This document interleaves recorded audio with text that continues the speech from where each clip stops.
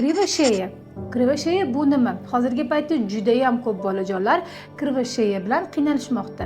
Ya'ni bir yo tarafga bola boshini qarab qolishi. Birinchi navbatda krivosheya nimalardan kelib chiqishi haqida sizga aytib beraman. Birinchisi, u tug'ma bo'ladi. Tug'ma bo'lishda ona qornida bolamizda noto'g'ri rivojlanib qolishi, bir yo tarafga qarab yotib qolishi, noto'g'ri o'sishi ona qornida. Ikkinchisi, tug'ruq davrida orttirilgani, ya'ni bola dunyoga kelayotgan vaqtida akusherkalar tomonidan yoki onani o'zidan tug'ruq davridagi travma holatlari. Uchinchisi, bola o'zi dunyoga kelgan paytda uni o'sayotgan, rivojlanayotgan vaqtida bir yo tarafga qarab emishingiz yoki bir yo tarafga qarab yotqishingiz yoki yorug'lik tushayotgan tarafga bola ko'p qarab qolib, bir yo tarafga ko'proq qarash oqibatida kelib chiqadigan holatlar. Krivasheyani o'z vaqtida davolamasa nima bo'ladi? Birinchi navbatda u bolani yuziga asimetriya beradi. Ya'ni yuzimizda bir yo tarafga qarab qiyshayib qoladi. Quloqimiz yaxshi eshitmaydi, bir yo tarafda zrenamizda yaxshi ko'rmaydi. Bora-bora bu gapirish, nutqqa ham ta'sir qiladi. Katta bo'lgan sari buni davolamasangiz, bizning umurtqamiz, mishsamiz orasida hamma spaykalar bir-biriga yopishib qolib,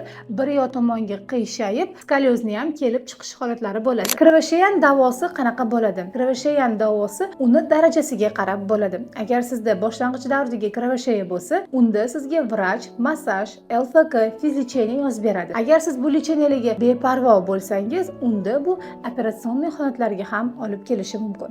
Bundan ham ko'proq ma'lumotlar kommentariyada yozib qoldirganman. Albatta o'qing va yaqinlaringizga yuborib qo'ying. Saqlanib qilish esdan chiqmasin.